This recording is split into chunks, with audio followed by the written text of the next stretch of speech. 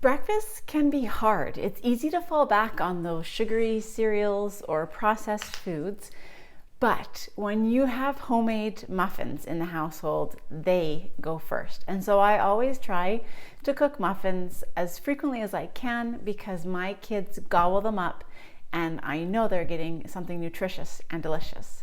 This week we're making chocolate chip zucchini muffins. If you're new to my channel, welcome to my kitchen. My name is Carrie. I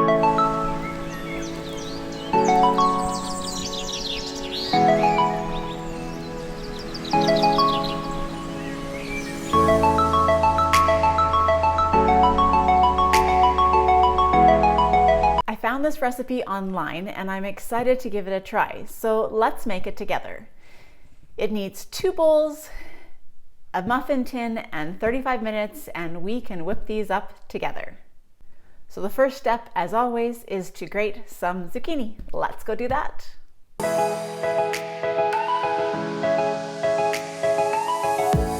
So this recipe calls for 9 ounces of shredded zucchini, which is a weird measurement, but on my measuring dish here, it's going to come to less than 1 1/4 cup. So let's get that grated. I'm using my grater. And it is always a little messy, so enjoy.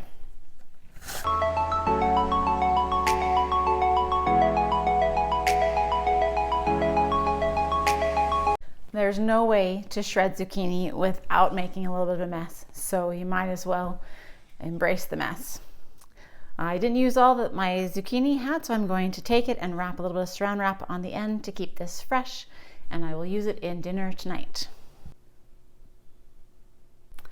Next, what we're going to do is put together all of our dry ingredients. So we've got flour, salt, baking powder, baking soda, nutmeg, and cinnamon. We're going to put these all into this one bowl and then mix them together. 2 cups of flour that have been sifted out and measured. Next, we're going to add 1/2 teaspoon of baking soda, 1/2 teaspoon of baking powder, 1/2 teaspoon of salt, 1/4 teaspoon ground nutmeg, and 2 teaspoons of cinnamon.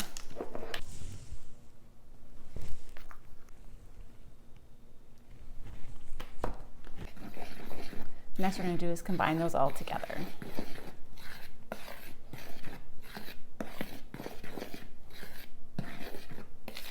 So in a large bowl, what you're going to do is melt 1/2 cup of butter, then add 1 cup of brown sugar and whisk those together. Next, we're going to do is add 2 large eggs.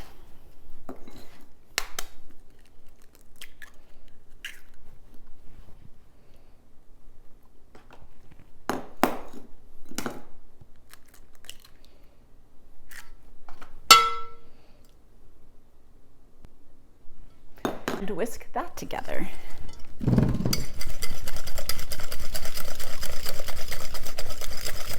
The last wet ingredient is 2 teaspoons of vanilla.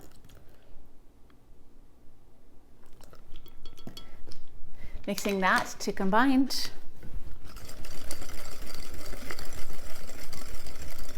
And adding your 9 ounces or 1 1/4 cup of zucchini into that.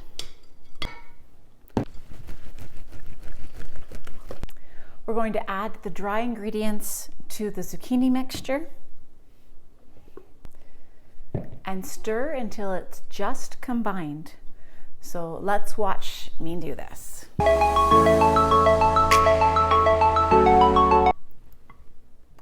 Just like that. Now this recipe includes chocolate chips and pecans or walnuts, which I don't have. So these are going to be nut-free. It doesn't mean that I wouldn't like to try them in there, but I just don't have them on hand, so I'm making do with what I've got. Next, add 1/2 cup of chocolate chips. I'm using a 1/4 cup measurement, so put it in twice and stir those in.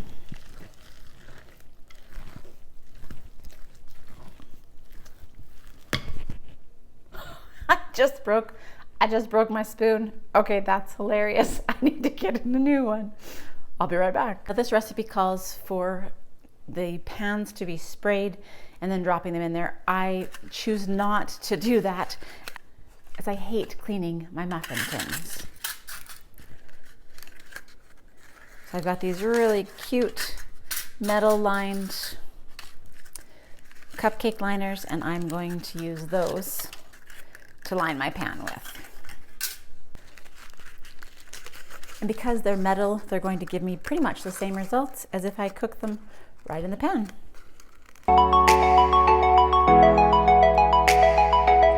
So using a large spoon, what I'm going to do is divide the batter into the muffin tin, filling each up almost completely.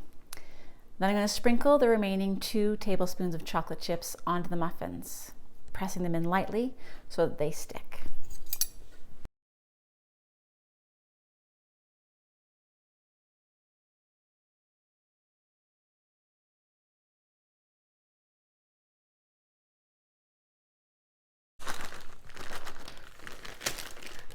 And the last step, there we go. The hardest part about this is always to try to equal out the muffins so that they're the same in each pan. And it's never possible to do it exactly. So the next thing you're going to do is take a few of those chocolate chips and press them down into each one so you've got them on top for the kids to see.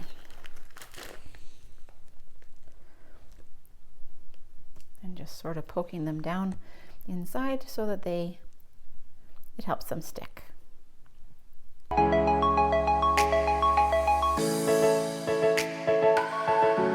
So I definitely put in more than 2 tablespoons of chocolate chips, but I love chocolate chips, so I tweaked it a little bit as per what I like to do. We're gonna now put these in the oven at 350 degrees for 20 to 22 minutes until we take a little toothpick and we check to make sure that those are cooked. One close-up look before those go in the oven.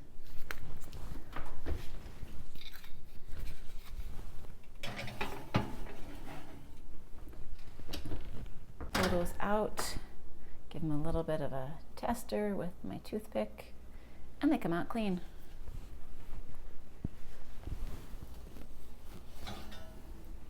Oh, those look adorable.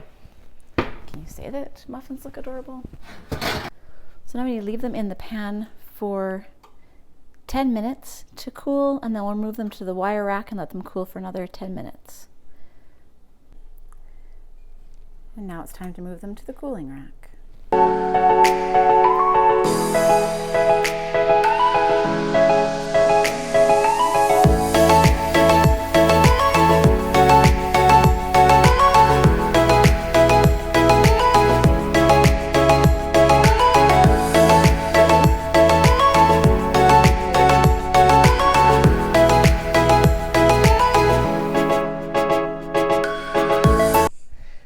So the muffins are done, they have cooled, and I think they look great. So the next test to see is if they taste great. That's always the most important thing, whether they look great or not. Isn't important, it's actually how they taste. So if you've liked what you've watched and heard, please hit like and subscribe. I promise you it makes a difference. So I'm gonna open this up, take it out of the tin foil wrapper here, and let's give this muffin a taste.